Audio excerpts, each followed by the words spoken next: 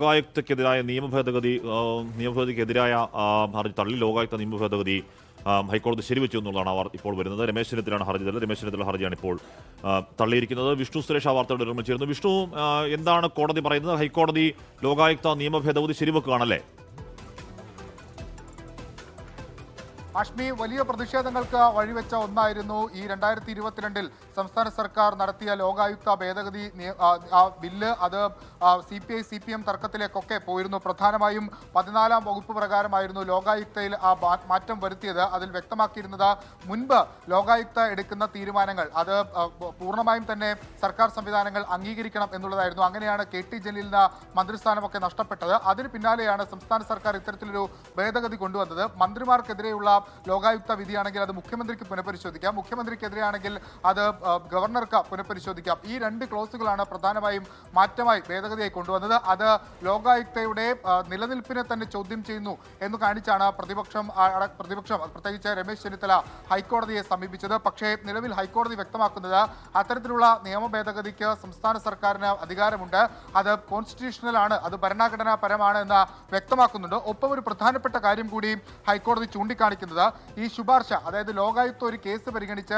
അതിനൊരു ശുപാർശ നൽകുന്നു. ആ ശുപാർശയിൽ 3 മാസത്തിനകം തന്നെ സംസ്ഥാന സർക്കാരോ മുഖ്യമന്ത്രിയോ അതിൽ ബന്ധപ്പെട്ട തീരുമാനം എടുക്കണം. അങ്ങനെ തീരുമാനം എടുത്തില്ല എങ്കിൽ ആ ശുപാർശ നിലവിൽ വന്നതായി കണക്കാക്കപ്പെടും എന്നുകൂടി പറയുന്നുണ്ട്. മറ്റൊരു പ്രധാനപ്പെട്ട കാര്യം ഈ ജഡ്ജ് നിയമനവുമായി ബന്ധപ്പെട്ടാണ്. ലോകായുക്തയുടെ അധ്യക്ഷ സ്ഥാനത്തേക്ക് നേരത്തെ വിരമിച്ച സുപ്രീം കോടതി ജഡ്ജിനെ അടക്കം ഒക്കെയാണ് നിയമിച്ചിരുന്നത്. അതിലൊരു ക്ലോസ് കൂടി ഉണ്ട്, ഹൈക്കോടതിയുടെ ഭാഗത്ത് വന്നിട്ടുണ്ട്. അതിൽ അല്പസമയത്തിനകം തന്നെ അതിലൊരു വ്യക്തത വരും. പ്രധാനമായും ഇപ്പോൾ പറഞ്ഞിട്ടുള്ളത് ഈ സർക്കാർ നടത്തിയിട്ടുള്ള നിയമ ഭേദഗതി അത് നിലനിൽക്കുന്നതാണ്, ഭരണഘടനാപരമാണ്. മറ്റൊന്ന്, ലോകായുക്ത ശുപാർശ സമർപ്പിച്ച് 3 മാസത്തിനകം തന്നെ അതിലൊരു തീരുമാനം ഉണ്ടാകണം എന്നുള്ളതാണ് ഏറ്റവും പ്രധാനപ്പെട്ട കാര്യം. 2022 പ്രതിപക്ഷം തന്നെ സഭയെ സ്തംഭിച്ച് വലിയ പ്രതിഷേധങ്ങളിലേക്കൊക്കെ പോയ ഒന്നാണ് ഈ ലോകായുക്ത ബില്ലിലെ ഭേദഗതി. അത് വലിയ രീതിയിൽ പാൻ ഇന്ത്യയെ തന്നെ ചർച്ച ചെയ്യപ്പെട്ട ഒന്നാണ്. ലോകായുക്തയുടെ നിലനിൽപ്പിനെ അട്ടിമറിക്കാൻ സർക്കാർ ശ്രമിക്കുന്നു എന്നൊക്കെ ആരോപണം വന്നിരുന്നു. അതിന് പ്രധാനപ്പെട്ട കാര്യമായി വന്നത് അന്ന് ഈ KT ജലീലിന്റെ കേസിന് പിന്നാലെ തന്നെ CMDRF ഫണ്ടുമായി ബന്ധപ്പെട്ട കേസിൽ ലോകായുക്തക്ക് മുമ്പാകെ വരുന്നു.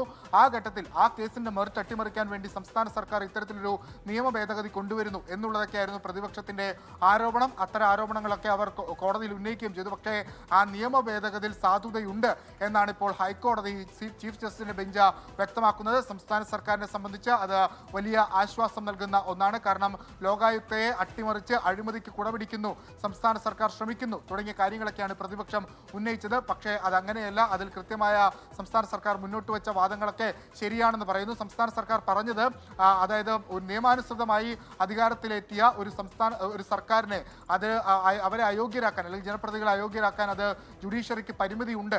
അത് സെക്ഷൻ ഭരണഘടനയുടെ തന്നെ സെക്ഷൻ 164 ഈ പ്ലഷർ, അതായത് പ്രീതിയുമായി ബന്ധപ്പെട്ടുള്ള കാര്യങ്ങൾക്ക് തന്നെ അതിന്റെ കോൺട്രഡിക്ടറി ആണ് ഇപ്പോൾ ഈ ലോകായുക്തയിലും നിലനിൽക്കുന്ന ഈ സെക്ഷൻ 14. അതുകൊണ്ട് അത് ഭേദഗതി ചെയ്യുന്നു എന്നാണ് സംസ്ഥാന സർക്കാർ പറഞ്ഞത്. അതിപ്പോൾ കോടതി അംഗീകരിച്ചിരിക്കുകയാണ്. ഹാഷ്മി,